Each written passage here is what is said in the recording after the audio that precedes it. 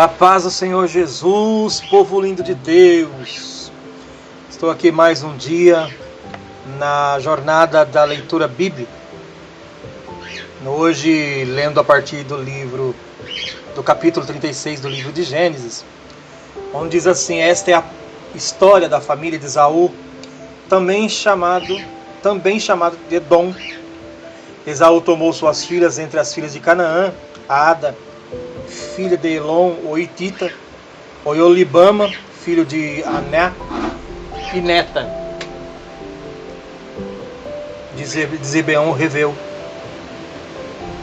E da mesma forma, Basemate, filha de Ismael, irmã de Nebaiote.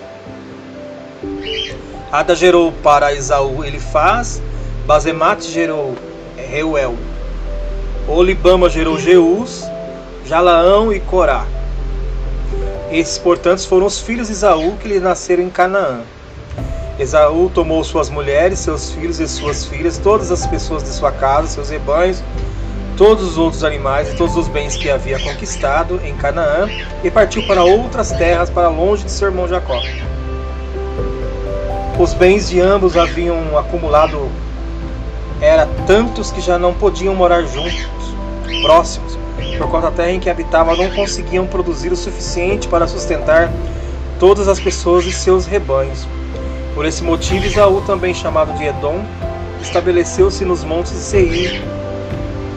Esse é o registro da descendência de Esaú, pai dos Edomitas, nos montes de Seir. Eis, portanto, os nomes dos filhos de Esaú: Elifaz, filho de Ada, esposa de Esaú, e Reuel, filho de Basemate, esposa de Esaú. Os filhos de Elifaz foram Temã, Omar, Zefô e Gaetã e Kenaz. Elifaz, filho de Esaú, tinha uma concubina chamada Tina, que lhe deu um filho chamado Amaleque.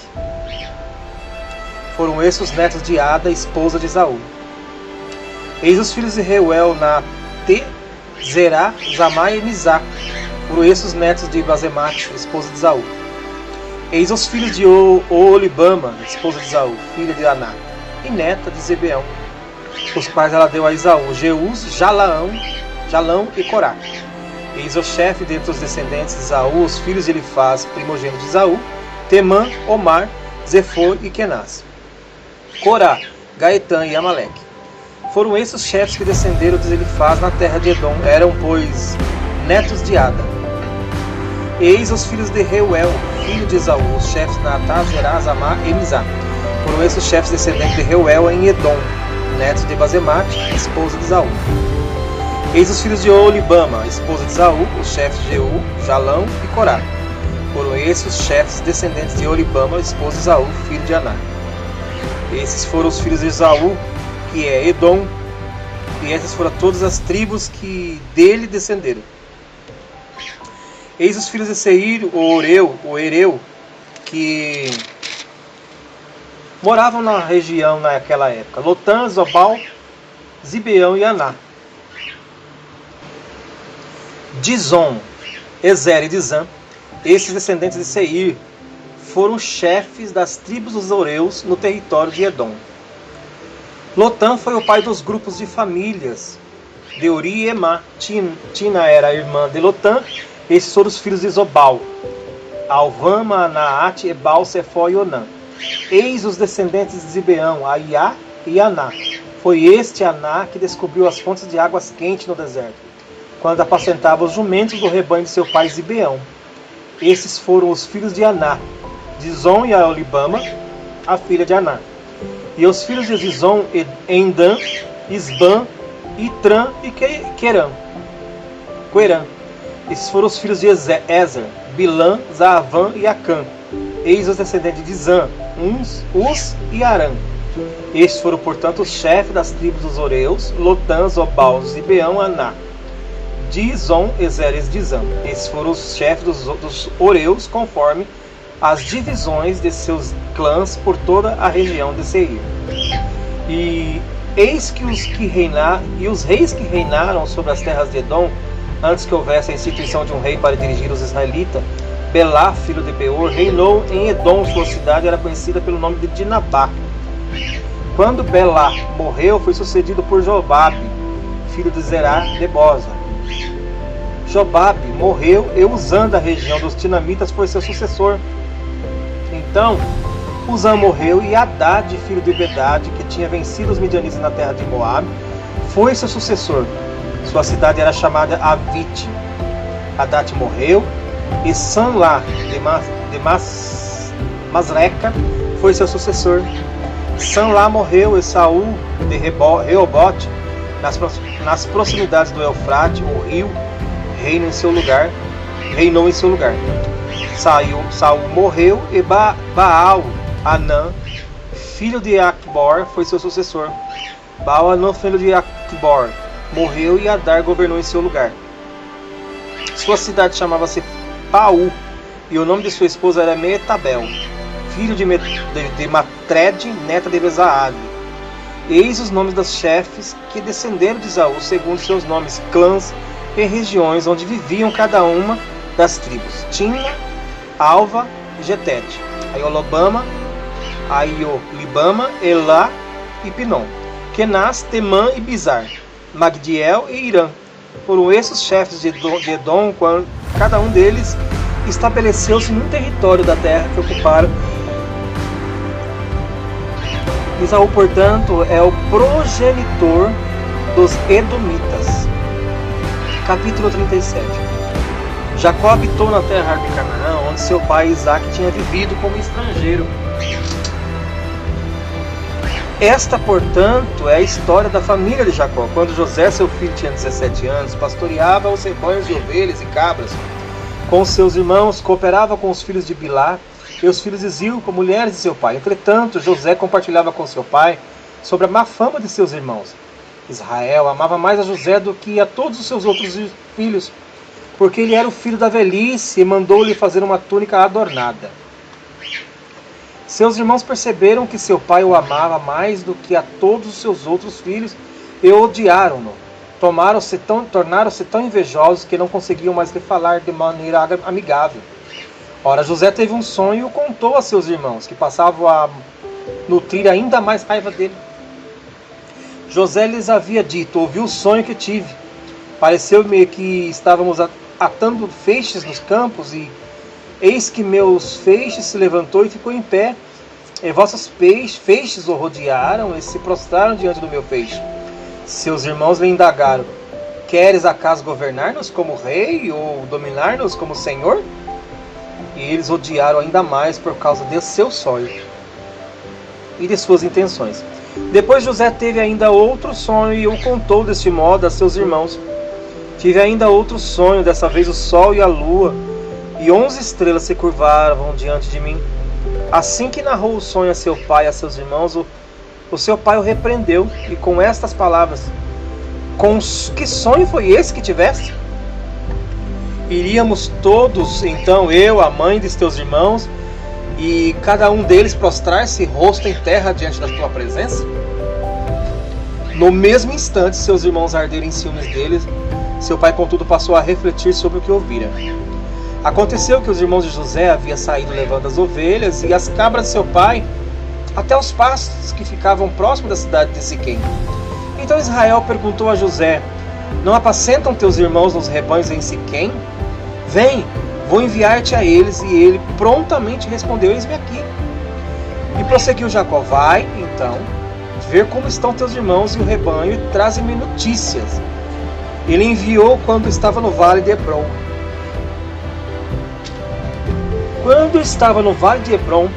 Mas José se perdeu quando estava próximo de Siquém. Um homem o encontrou vagueando pelos caminhos e lhe indagou: o que procuras? Ele respondeu: procuro meus irmãos, indica-me, por favor, onde costumam apacentar os rebanhos. Então o homem informou-lhe: eles levantaram acampamento daqui, eu os ouvi dizer: vamos para Dotã. Assim José seguiu à procura de seus irmãos e o encontrou em Dotã. Eles ouviram de longe e, antes que pudesse chegar mais perto, tramaram sua morte. E combinaram entre si: eis que vem se aproximando aquele sonhador. Vinde, matemo-lo, joguemo-lo numa cisterna. Diremos que um animal feroz o devorou, veremos o que acontecerá com seus sonhos. Todavia Ruben, ouvindo isso, salvou de suas mãos. E propôs aos irmãos: não lhe tiremos a vida, afirmou Ruben. Não derrameis sangue humano, lançai-o neste poço, aqui nos desertos, mas não ponhais a mão sobre ele para o ferir. Ele somente dissera assim para livrar José das mãos deles e, assim que possível, restituí-lo a seu pai. Então, quando José chegou junto deles, despojaram-no da sua túnica, a túnica de mangas longas e adornadas que ele vestia. Arremessaram-se contra ele e o lançaram na cisterna. Era um poço vazio e sem água. Depois sentaram-se para comer. Entretanto, ao erguerem os olhos, eis que viram uma caravana de ismaelita que vinham de Gileade. Seus camelos vinham carregados de especiarias, bálsamos e mirra, que estavam transportando para o Egito. Então sugeriu Judá a seus irmãos: de que nos aproveita matar nosso irmão e escondermos seu sangue? Vinde, vendamo-lo aos ismaelitas, mas não ponhamos a mão sobre ele. É nosso irmão, da mesma carne que nós, e seus irmãos o ouviram. Quando passaram os mercadores ismaelitas, eles retiraram José da cisterna, venderam José aos ismaelitas por 20 peças de prata, e esses o levaram para o Egito. Entre mentes, quando Ruben retornou à cisterna, eis que José não estava mais ali.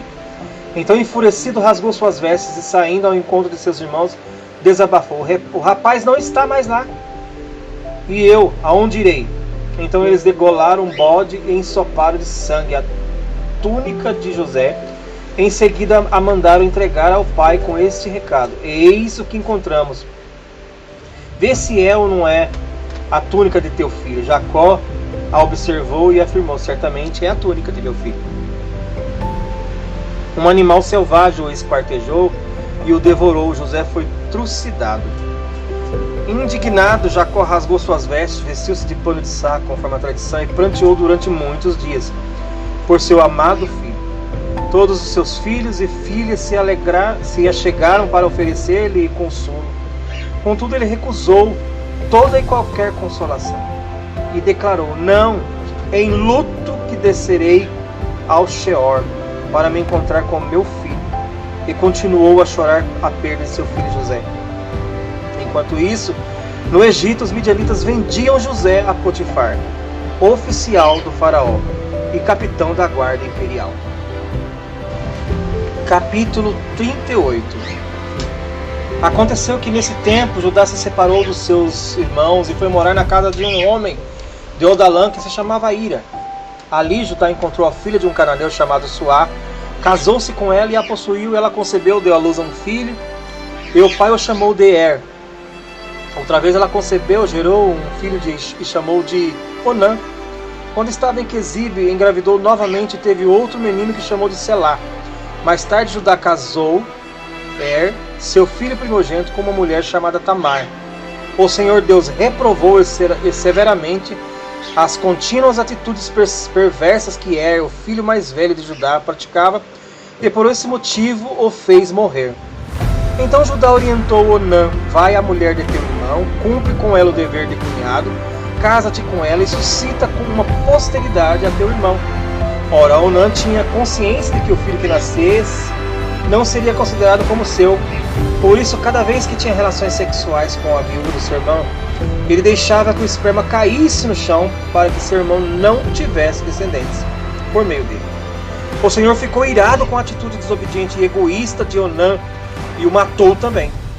Então Judá pediu a sua nora Tamar: volta à casa de seu pai e mora lá como viúva até que meu filho Selá se torne adulto, porquanto temia que ele viesse a morrer por algum motivo, como ocorrera com seus irmãos. Tendo assim, Tamar voltou a residir em casa de seu pai. Passaram-se muitos dias e a filha de Suá, a esposa de Judá, morreu. Quando Judá encerrou seu luto, foi até Timá com seu amigo Irá, o adulamita, a fim de observar os trabalhos de tosquia de seu rebanho. Esse fato foi comunicado a Tamar, e eis que teu sogro sobe a Timá para acompanhar a tosquia de suas ovelhas. Então ela trocou de roupa, abandonando as roupas próprias de viúva, cobriu o rosto com um véu, com a intenção de não ser reconhecida, e foi sentar-se à entrada da cidade de Enaim, que fica no caminho para Timá. Ela agiu dessa maneira porque percebeu que, embora Selá já tivesse se tornado adulto, ela ainda não lhe tinha sido oferecida em casamento. Assim que avistou a Judá, pensou que fosse uma prostituta, pois ela havia ocultado seu rosto. Não percebendo que se tratava de sua nora, dirigiu-se a ela à beira da estrada e a convidou: vem, deixa-me possuir, porquanto não podia imaginar que aquela mulher fosse sua própria nora. E a mulher indagou: que me darás para coabitares comigo? Ao que ele replicou: eu te mandarei um cabritinho do meu rebanho. Todavia ela retrucou: sim, se me deres um penhor de garantia, até que o mandes. E ele questionou: ora, que garantia queres que te deixe? E a mulher prontamente lhe pediu: o teu selo, com o teu cordão, e o cajado que seguras. Então Judá entregou os objetos solicitados e seguiu com ela. Tiveram relações sexuais e naquele mesmo dia ela engravidou de Judá. Tamar retornou para sua casa, retirou o véu e voltou a colocar a mesma roupa tradicional de viúva. Mais tarde, Judá mandou o seu amigo Irá levar o cabrito prometido e trazer de volta os objetos que havia deixado com a mulher, mas Irá não a encontrou. Então perguntou aos homens de Enaim: onde está aquela prostituta mística que costumava ficar na beira do caminho? Mas os homens responderam: jamais houve uma prostituta mística nessa cidade. Irá voltou, pois junto a Judá, e lhe reportou: eu a procurei, mas não me foi possível encontrá-la. Também os homens do lugar me asseguraram que jamais viram uma prostituta mística ali. Então Judá concluiu: que ela fique, contudo, que não zombe de nós, pois eu enviei o cabrito, mas tu não a achaste. Passados uns 3 meses foram levar notícias de Judá: eis que a tua nora Tamar prostituiu-se e ficou grávida, por causa de sua má conduta. Então Judá ordenou: tirai-a para fora de casa e que seja queimada viva. Assim que a agarraram, ela mandou dizer a seu sogro: sim, estou grávida do homem a quem pertence isto.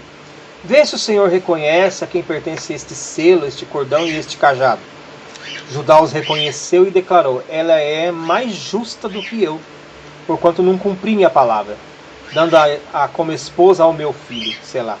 E nunca mais teve relações sexuais com ela. Quando chegou o tempo do parto, descobriram que Tamar ia dar à luz a gêmeos. Durante os trabalhos de parto, um dos gêmeos colocou uma das mãos para fora. A parteira pegou um fio vermelho e amarrou-a no pulso dela, e afirmou: foi este quem saiu primeiro. Contudo, aconteceu que ele recolheu sua mão, e foi seu irmão quem de fato saiu primeiro. Então a parteira exclamou: tu abriste teu próprio caminho, e portanto chamaram de Pérez. Em seguida saiu seu irmão, que tinha o fio escarlate no pulso, e foi-lhe dado o nome de Zerá. Amém? Fica aqui então a leitura bíblica desse dia 12 de janeiro de 2024. Amanhã continuamos com a leitura bíblica sagrada de 2024. Deus abençoe. Espero vocês amanhã.